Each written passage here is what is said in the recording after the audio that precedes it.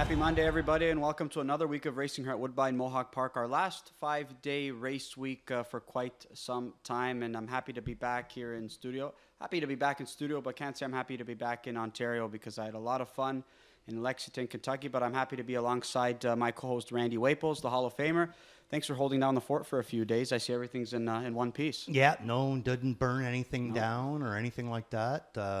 Was jealous of you though. Yeah. I mean, we had nice weather up here. We had good racing, but boy, oh boy, every time I'd turn the TV on and see where you were, it looked gorgeous down there. Weather was phenomenal there, Yeah. all week long for the few days that I was there, and the racing lived up to it.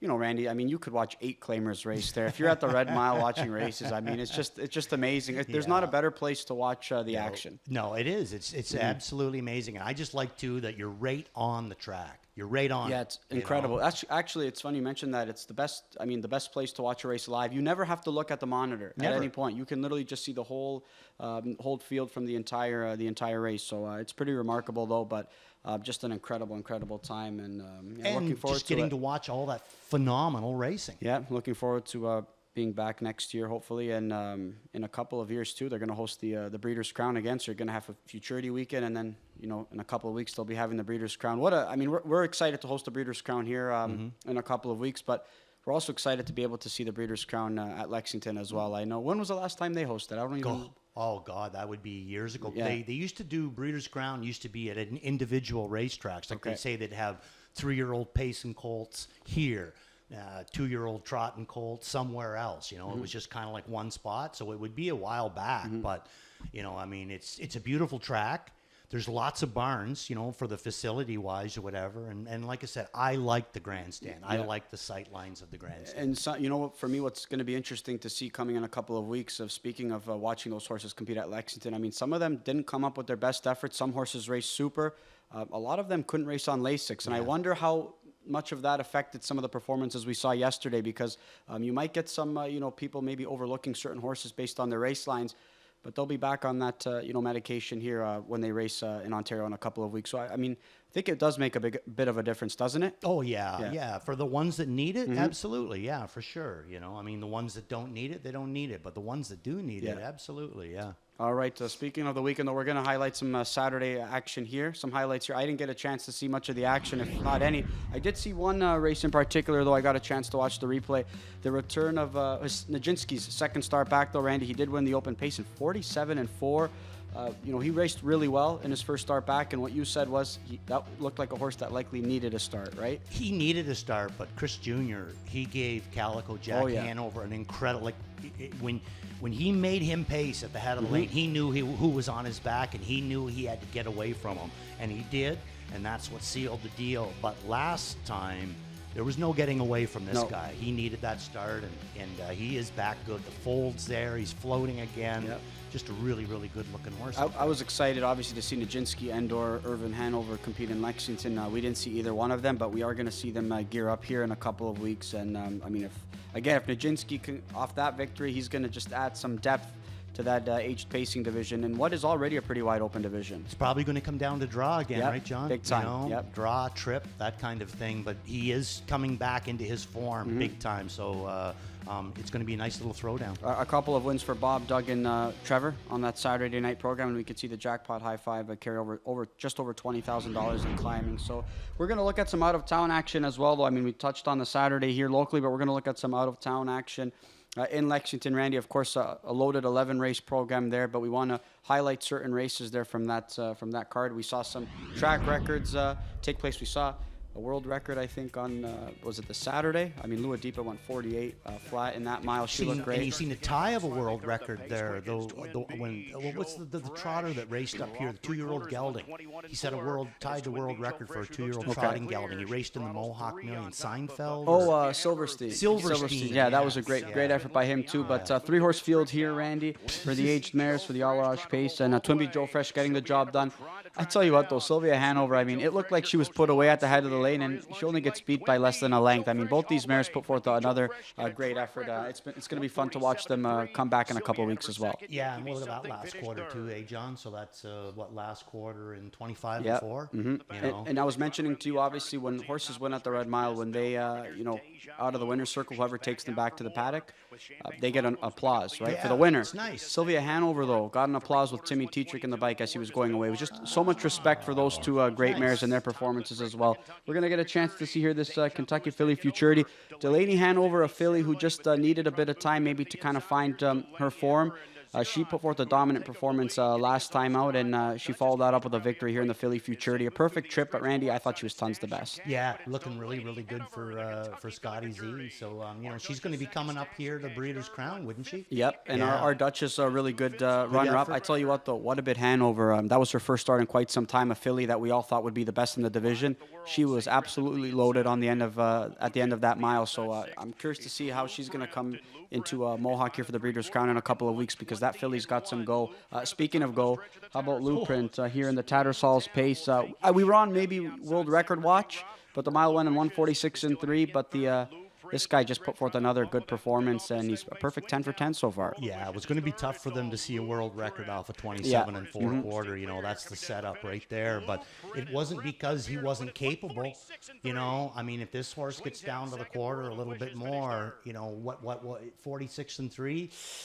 I say that he can at least drop 3/5. Oh, big time. And obviously, Rodney Wren, not really too concerned about setting a world record. He just wanted to keep his colt pretty sharp, and he is going to be sharp because he's the one to beat in the division. But this was the headliner here, and it was the Kentucky Futurity, and what a field of 11 we had, Randy. And a Motorcon Legacy, he had every reason to lose this race from the draw, from the trip, and from the panels he set. He's the best trotter in the division right now. What's amazing, too, I agree with you. What's amazing, too, is if you look at the results of it there, if you weren't up in the top 4, you weren't getting nothing. No. And off of those fractions, you would think that it would kind of come back a little bit, but he just kept powering forward. He waits on them a little bit, right? You heard Louis talking about that after the race as well. And when they come up alongside of him, he just fights. This guy's just so game. He's royally bred, but he's really piecing it all together. And good luck in a couple of weeks here on home soil. Off that Canadian Trotting Classic victory, Louis was so confident going to the Futurity with his colt.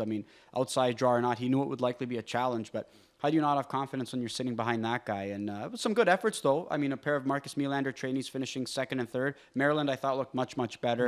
Much better. So, obviously they got to feel confident about him coming in here in a couple of weeks. Again, winless, though, in his sophomore campaign, but the efforts have been strong. But you're going to have to find a little bit more to beat the Luke Blais homebred, and Determination homebred, I should say. I like the Luke Blais interview when he come out and said he thinks that Emoticon Hanover passed on her heart. Yeah. I like that. Yeah. That was pretty cool of him to say that, So, yeah, and I agree with him. I raced against her a lot. She was tough. Certainly he does have a lot of heart because he just fights horses off. Does he ever? It's pretty special.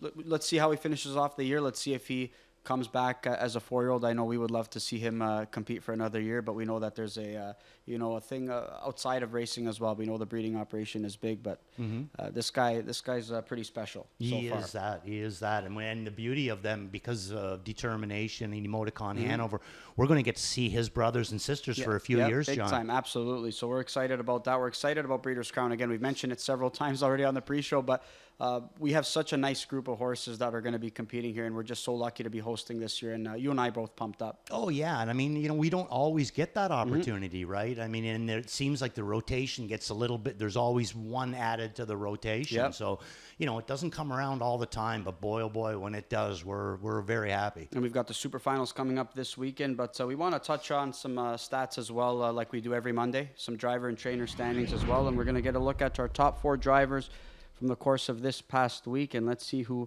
makes the cut here. And James McDonald back on top here in this spot. 11 wins leading the way. Bob McClure with 10, Doug with 8, and Jody with 5. And pretty good earnings for Bob and Doug.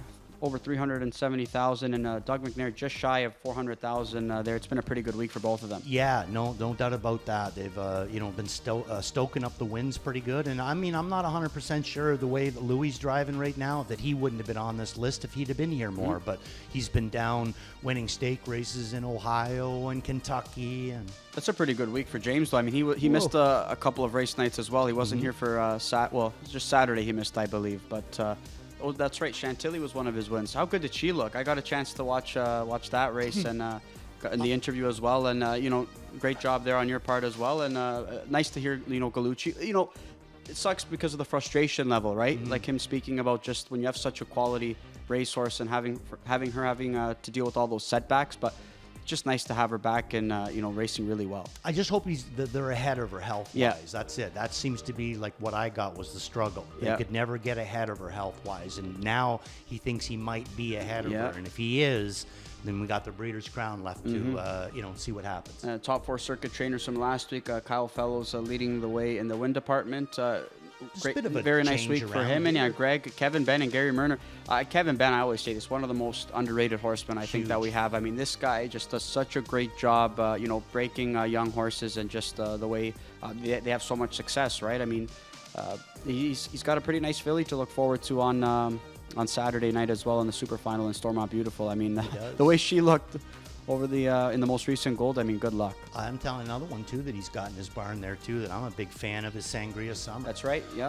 One thing I'll say about Kevin Ben too, really amazing horseman, hard worker, but probably one of the nicest people you would ever drive a horse for. Really? It's never your fault. Yeah, I've never gotten a chance to meet him. He's an though. amazing guy. Amazing guy. All right, so I'm sure he's pumped up for the weekend as well, and we're pumped up to get this Monday night program underway. Randy, again, this is our last 5-day race week, so let's try and make the most of it. But I found this card to be tricky. I mean, there were certain races Very I didn't know tricky. which direction to go to, and it starts off in race number 1.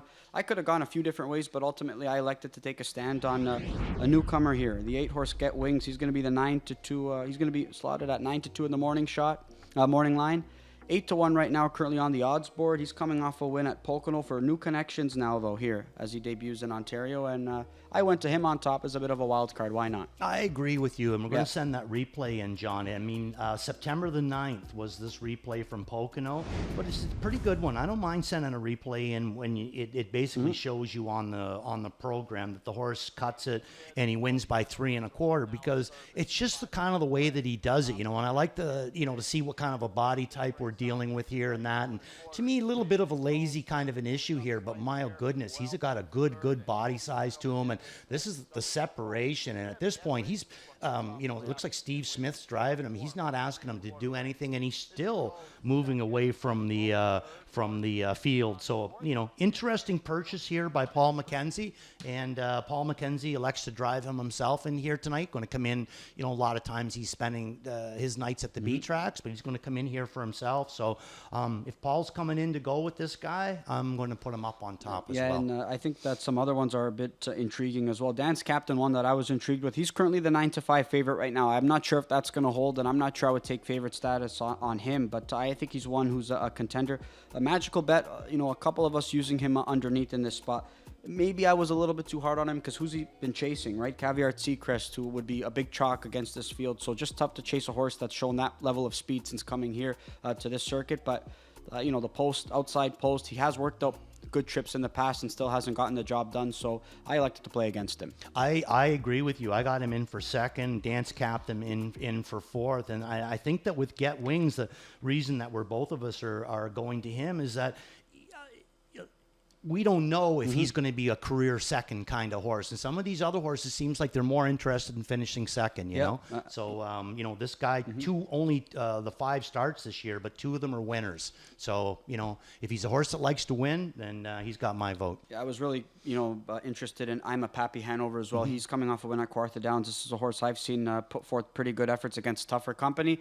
I just opted to use him underneath. But he's a pretty good price at 7-1 right now. We're going to move on to race number 3 that kicks off the early pick 4. We're scratched down to a field of 6 here in this spot, and I think if B. Stoney was at his best, I think he was going to be a contender. And he's a horse who really likes racing at this level. The morning line favorite is going to be the 5-horse Bold Spirit. Not coming off a great effort there last time out, and his first 2 starts with the new trainer Tony Montini hasn't really been able to pick up a check. He's a contender if he's at his best, we know that, but I think a couple other horses in here, if they're at their best, they're going to be pretty good as well. Yeah, I agree with you there. Bold Spirit, I threw him in for second. Where did you go? I went to Highland Beach Lover. Me too. Yeah. Yeah, same reasons basically, right? Let's take a look at that replay because this is a pretty good replay in his last start. Up into that optional 50,000, now drops down into the 30 to 40. All the back class, he's off to a good year. Murner's getting along very, very well with him until he made that break at Grand River. Now Carmen Osiello, this is the first start for him, and I mean he's had this horse many times before, but I thought that this was a good one coming back into Carmen's barn. So he's going to be my top pick in here. He's also Jody's top pick in here as well. He's going to start to come into the screen right there on the bottom of it here, right there for Jody. And I think that he can come up with a real nice effort in here. That was the optional 50. He's been raced in the optional 70. He's raced in the straight 40 where he won that. Now he's right back into this 30 to 40, and I just think that he stands out big time, and I think he could bottom this field out as well. I mean, there's a lot of horses what they have the ability to put forth a good effort, but I think some other horses maybe aren't as sharp here in this spot, and with the drop down for Highland Beach Lover, I think it's going to be a good opportunity for him to get back into the win column. But again, I think it's a race with 6 horses. Either probably you like Highland Beach Lover or you don't, right? But you and I seem to think that he's going to be at his best tonight, like many of us here in this spot. So and again, Carmen has the familiarity with this guy. He's trained him, plenty for quite some time as well. So I'm hoping for a winning performance here in this as well. Don't really know who else I'm scared of in this spot per se, because I don't know who's going to put forth wake up with a good effort. There's horses that are capable, but sometimes do you just base it off of capability, or do you base it off of what have they done over their last couple of starts? Because for me, I just find it difficult to handicap this race. I think that really the way I looked at it was, who's the horse that I feel is the sharpest horse, and I think it's Highland Beach Lover. I agree with you. I think there's lots of horses in here capable of winning it, but the form isn't what we would normally want to see. Where this guy, his, other than the last 2, which the last one wasn't bad that we just showed you, he's winning right now. Yeah. And Bet the BB, he's racing well, and look at who he's been racing against, right? Cold Creek Queso, Uncle Shane, Captain Fear Not, Dirty Little Piglet, Highland Beach Lover. It's a pretty good group that he's been taking on the last few. Just a little bit camera shy. Right? Yeah, a little bit camera shy, and the rail. Yep, that's the biggest thing. A couple of these things bust out of there real hard, and he ends up getting away 3rd or 4th. It could be a tough journey. All right, we're going to move on to race number 6, and that's going to wrap up this early pick 4 sequence, but it's also going to kick off the late pick 5, and we're scratched down to a field of 7 in this spot, and I like this race because I'm going to take a shot on a first-time starter, and Aunt Gertrude in this spot. I thought that was a nice qualifier by the Shadow Play filly. But there's a couple other fillies in this spot, Randy, either coming off some solid qualifiers or coming off some nice efforts. I thought the 7-horse, is it Alex over Alexeva? I gotta double check. You're asking me. I gotta double check with Camila there, but tell you what, that daughter of McWicked, she really caught our attention last time out. Multiple moves, yeah, and the way that she was pacing on the end of it. So that's the replay that we're going to show in here tonight, and this is the way that I'm going to go. I didn't put her up on top last week, and I thought it was really going to hurt me at one point because she comes flying on the end of it. I had Wool Black Betty up on top, simply because she'd raced, okay for Chris at the Prospect over in Grand River. He sat back with her, or for Han, but she had good movement on the end of it. And then she scratched Vet 6, so I wasn't really sure where she was going to be in this race, but this is a really nice effort for her. So let's take a look at Alexova. I know one thing: if we pronounce it wrong, Mr. Haralambous is going to be calling. That's why my phone might be ringing now. Yeah, I got mine down to mute, so you're going to have to answer that phone call. But yeah, nice effort in here, I thought. He moved her, different times, and she was one of the few horses really that only had that had some go on the end of it, And here she starts to come, and she's a big filly. You would think the more that he races her, the stronger that she's going to get, and even the body language on Tyler here, he's not really asking her. He's talking to her, but he's not asking her. And boy, when she sees this horse ahead of her, she tracks her the whole time. I like the attitude on her. So the 7-horse is the way that I'm going to go. I completely agree. I think to me she's the one to beat here in this spot. I opted to use her underneath. Lexi Lane, I think this is one who I thought qualified okay. I know the line looks fine. Maybe not as much pop as we've seen from some other fillies. She's one, or some other horses coming off qualifiers that we've seen in the past, but this is a Nicolucci Millar Farms homebred here, driven by James McDonald. She's going to garner some wagering support, but I like this filly of Matt Crones here in this spot. I really did think she was moving. I honestly thought she was moving better than Lexi Lane in that morning prep. My only concern is, though, Randy, the one qualifier, right? That's the thing. For me, the way I'm thinking, one qualifier or not, I think I'm going to get a better number than maybe the other 2 fillies. And if she wins, I'm going to get rewarded. If she races well and doesn't win, well, I lose the price for next week. But that's why I'm going to take a shot tonight. But I'm with you, though. Alexeva, I think she raced really well last time. I think both her efforts have been good, even at Grand River. Oh, I agree. This is one with a big track tightener under her belt. I think she's going to be even sharper. She's a big horse too, right? Yeah. So I agree with you. And then now we're down to a field of 7. She's not going to have, if they elect to race her the same way, she's not going to have as far to come. A homebred here for Haralambos too. You for don't remember Mr. the mare, B15? No, I don't remember. Oh, no. yeah. You ever They driven raced her? her. No? No. Did I drive her? Yeah. No. But I raced against her. All right. Yeah. We'll move on to race number 7 here in this spot. It's a pop-up series here for some Ontario side 3-year-old fillies. This is pretty neat though, Randy. I mean, they're obviously their provincial careers. Sometimes we see some of these grassroots competitors. They kind of just take a little bit of a break. Now we're going to have some pop-up series action for these Ontario sired horses. I think this is great. We get to see them compete some more, and I think that we're going to continue to see some good horses race here on this circuit. So I'm all for it. I'd like to see a few pop-ups for the super final ones that that would do be great, well. eh? Wouldn't that be some nice racing? Yep, And they absolutely. don't have to shut them down right away and that. That's what I'd like to see. This 7th race is a killer. Which way did you go? I think you and I likely went to the same race because I remember we were showing a replay last time out on a different horse, and there was a horse that caught your attention, and that's the 6th horse on the screen. So something tells me you went to She's a Manalishi. Yes. Yeah. Is that where you Yeah, went to? I went there too. Okay, but in a way, we can. There's different ways to go in here. Multiple. Right. Yep. Okay, so let's quickly talk about Resolved, because she come up with a big win in her last start, kind of starting forward again. So I threw her in for 3rd, but this replay that we're going to show you, it's going to show Medley Sealster, who I have in for 4th. It's going to show She's a Manalishi, who I have in for 3rd. And it's going to show Ocean View Rumors, who I have in for 2nd. Now, I really need you to pay special attention to McClure with She's a Manalishi and Billy Davis with Ocean View Rumors. Now, it's just not going to work out. Here's Bobby sitting 4th on the rail, and Billy with Ocean View Rumors right on his back. Look at the back. Look at the body language on Bobby here. I mean, he's zigzagging all over the place trying to find any kind of room, and there's not. Now look at Billy. Yep. Billy's in the same sort of a situation now. Every once in a while he chases his, but he doesn't go very far, and he's got to go back. But at no point does McClure ever get a clear line at these horses. So She's a Manalishi is the way that I'm going to go in here, locked and blocked. And John. again, you can use that, like you mentioned, you can use that for a couple rivals in that spot. Ocean View Rumors, I mean, she showed some interest last time out, obviously bouncing back from what was a lackluster effort on September 15th. But this is a filly who has been racing well in her young career. I think she's obviously coming into this race live. Medley Sealster as well. I mean, that was your top selection that night. The trip never worked out. I'm not sure if anyone was going to beat Foxy Amy in that spot, but she was really good to be 2nd. Eventually placed for going inside pylons, but She's a Manalishi, Randy. I mean, a filly who we kept talking about on air over the course of her career season this year. We kept saying, just camera shy, working out good trips, but camera shy. She looks like she wants to get there now. She's racing really, really well. All it took is that one win. Yeah, and you know why I think she's going to be even better tonight here, John?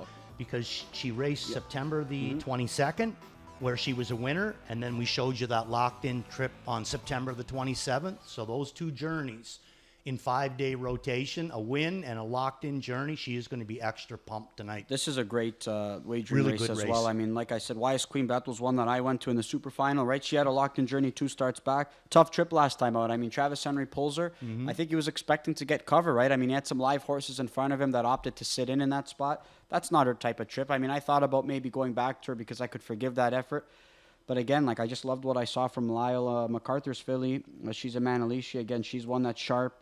Medley Sealster, as we mentioned, is sharp. And maybe Resolved again. She was one that got the job done last time out for career victory #1. She's installed as the morning line favorite. I don't see her going off as the chalk in this spot. But again, that's a filly. Now that she's got her nose up for the first time, I think there's a chance that we could start to see her show even more improvement. She has the ability. Yeah, big time. And I mean, what a big turnaround in the last couple of races for her. So she's, maybe a little bit of a light at the end of the tunnel. Great betting race. And again, I'm going to take Very a good stand betting on racing. She's a Manalishi. I know she'll likely be a short price in this spot, but I tell you what, I'm just going to take a stand on her and just hope for the best. You singled? Yeah, singled. Did you? Yeah. But it was tough, right? Because you could go so many different ways. That's the thing. We're going to move on to race number 10 here, and we're going to have more pop-up series action, but this is going to be a final here for some of these aged trotters. And we tried to play against Muscle Fashion last time out, Randy. It did not work out whatsoever. You playing he's been against sharp. him this week? I can. I'm all Me in on neither. him. I Me mean, too. you spoke about that. You literally all in on him? Yeah. Because he's my best bet. I didn't label him as an all-in, but I okay. singled him in the pick 5. Yeah, For me, I mean, he was so sharp, and you spoke about it a couple of weeks ago that if his back class shows, good luck to the rest of the field. We've seen it in a couple of weeks now, so, I mean, there's not much more to say off that race line. No, he's getting stronger Yep. each time he races, and they can't beat him now. So, Muscle Fashion, definitely the way that I'm going to go.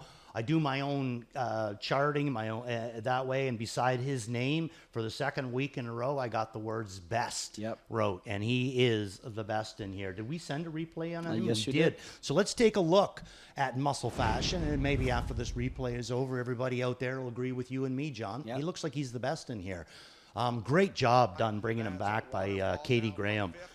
You know, as well, too. I mean, the horse looks amazing. Really, really looks healthy and happy and sharp. And if anything, you know, he might have a little bit of a Randy Waples, a little bit too much weight going on him, but he'll get rid of that. They're just an amazing, amazing horse. And I think Jody knows just exactly how good this guy is right now. Yep, and nobody can get to him, right? I know he worked out a pretty sweet trip, but I don't think it would have mattered. He could have chopped that mile last time out. I know I was hoping to follow him last time out. I know you and I both going to Mercutio off Locked In Journey. But listen, he had a clean trip last time out. He proved that he was just simply second best, and it's going to be tougher for him to, you know, operate from the 10-hole here in this spot, Mercutio. But Muscle Fashion, one that's going to be tough to beat. And again, it's been a common theme with some of these pop-up series, Randy. We see horses that find themselves in good spots with a lot of class, and they start building some confidence. I mean, we saw American History. It wasn't like a flashy victory per se where he just crushed the field by 10 lengths. But once you saw him enter in that pop-up series, you figured, I mean, everybody is racing for second, right? Just because of the class, right? And he's a horse that's starting to build some confidence again. We're starting to see that with Muscle Fashion. We've seen that with countless other horses too. Yeah, and then that on your thought there on American History, he could have.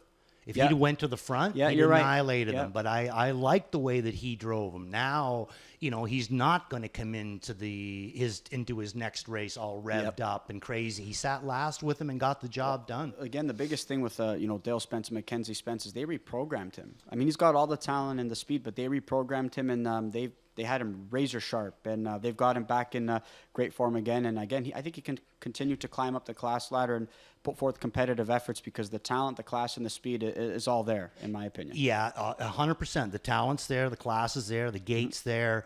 They've done an amazing. But where I think they stand out with him that I haven't really seen, and he's raced great in other barns too, but not this way, is I think that his attitude is better in this barn. I really, truly do. I think that he enjoys himself in that barn. And you kind of spoke on it earlier that you hope to see, I mean, if there's an opportunity for some of those horses that compete in the golds and maybe don't have the opportunity, maybe don't race particularly well or pick up big pieces, we're going to have some other series coming up as well as at the Harvest Series and some other series for horses that we've gotten a chance to see a glimpse of that maybe weren't even able to sneak into the grassroots final, right? And we're going to see them competing. So I'm excited as well. Some good series coming up for horses that I think are going to have a chance to make some money at the end of the season. Would I be stretching if I wanted to see American History come out of the pop-up and head right into the Breeders' Crown? I mean, it's right in our backyard, John. It really is right in our backyard. Yeah, blast from the past there. Wouldn't that be something? Sure would be. All right, we're going to move on to some early pick 5 ticket ideas here. We're going to start off with the early pick 5 and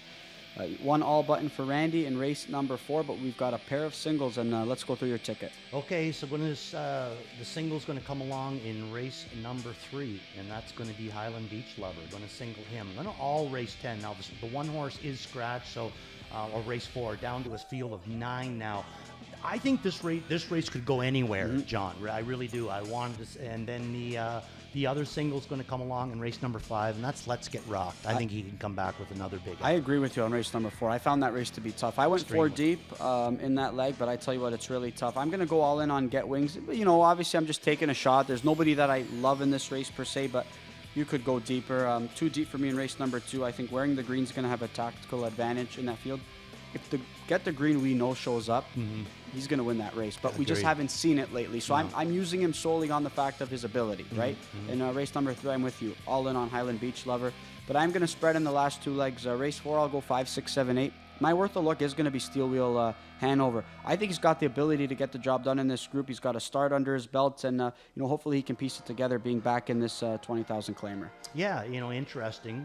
See what he does there. That maybe the non-winners, the 2 last weekend against Caviar Seacrest, was just a little bit too much. Can't say I love the effort per se, but again, I think a horse that's in a much better spot, which I think is. But we've seen him race better than what he's racing now, so it's there. Yep, 100%. Yeah. Race number 5, I mean, 3 deep for me. Living the Beach Life, Century Lucifer, I think are contenders even from the outside. And I can't leave Let's Get Rocked off the ticket. But Century Lucifer, post 10 or not, Randy, This is a really good spot for him.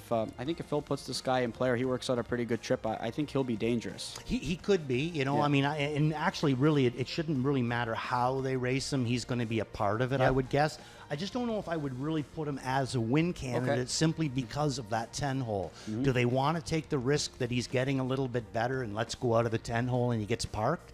I don't know. I could see a float, but sometimes if you float, you get into a spot where you don't want to be. Yep. Great point there. And we're going to move on to some late pick 5 ticket ideas here, and another couple of singles here for you in legs 3 and 5. And let's go through your late sequence. Okay, so in race number 8, I'm singling Sunday Shoes. Okay. You know, going to be a tough race in here. Pierre and Paris seems to be coming around. Ultra Miles is racing good, but I loved the way that this Sunday Shoes raced in his last. I just thought he was, unbeatable. And then in race number 9, I'm going to go 2 and 4, and then race number 10, singling Muscle Fashion. All right, there's Randy's late pick 5 ticket, and my late pick 5 ticket, I'm going to single Aunt Gertrude in this spot. I think that, she's one that, again, I mentioned, can't say that she's a top-notch win candidate here in this spot, but I'm going to hope to get rewarded if she gets across. I'll go all in on She's a Manalishi. Go 2 deep in race 8. Pierre in Paris, that was a good, not really nice move by Trevor Henry. A savvy drive to say, okay, he's not really passing anybody. Let me try and win this on my own here and see if nobody can pass him. But a good effort by him. In race 9, I'll go 3 deep. Major Bank, Titian, and Wild Turkey Hanover. Wild Turkey Hanover raced really, really well last time out. So I thought that was a game effort in defeat. It was. You just said something about a drive, and I didn't even really think about it earlier there, but I just wanted to say, in my opinion, the drive of the week last week was Nijinsky and Louis Wa. Okay. Did you see how he raced him? No. It's amazing, man. He gets away 6th. Really? Yes. Okay, I got to watch. He has him on the move before they're even about 2 steps into this turn. He doesn't like Calico Jack setting up on the front end, and he moves him. And he moves him with authority. He gets to the front, and he ends up doing what he did. I mean, if he doesn't do what he does, in my opinion, he doesn't beat Calico But Jack. he knows how sharp Calico Jack is too, which to your point again is is sharp move. Absolutely. All right, and again, congrats to Nijinsky, Tony Beaton as well, and the connections. We love seeing him back in action. Great drives. We love it as well, and especially when you're on the winning side of it, right? Yeah. We love that even more. We're going to look at some plays of the night here, Randy, and let's go through your place board first. Okay, so we're going to start off in race number 1. That's going to be Beat the Favorite. I don't really know if Get the Wings is going to be the favorite in here. I think Magical Bet's going to take some looks, and Dance Captain and a few other ones, but he's going to be my Beat the Favorite in that one. Race number 2, Get the Green's going to be my Worth a Look. I'm kind of with John on this one. I think he's the deepest horse in the race if the right horse shows up, and hopefully Rogers got him on his game, and this is going to be the second week back for James. James usually gets along really, really good with this guy. Waple's Watch is going to come along in race number 7. That's going to be the 3-horse She's a Manalishi, and the All-In is going to come along in race number 10, and that's going to be Muscle Fashion. All right, I like it there, and I'm hoping to get one of your or a couple of them across as well. My spot play, Get Wings here in the spot. Hopefully we can get rewarded with a nice price. Worth a Look, Steel Wheel Hanover, winning debut Aunt Gertrude here in race number 6. And my best bet, She's a Manalishi. Hopefully we can get her across. And we're going to look at some other resident handicappers and their plays board. We're going to go Call Me Parker here for Kevin Plaucha, his spot play. It's an interesting one. And Garnet Barnsdale going to get the green as his spot play. And a happy birthday to Garnet Barnsdale, who is celebrating today. Hopefully he's got a good night. And just too bad about his Bills losing on Sunday night football. But Gislan Piquet to live in the beach life as his okay goal play, a horse who's got the class to be competitive outside draw or not. Absolutely, yeah, for sure. Just a starting spot for him. All right, so we're gonna get here underway on our program momentarily. Here, 7 minutes to go before race number 1 on what is a tricky Monday night program. Randy and I will be with you all night long. Good luck.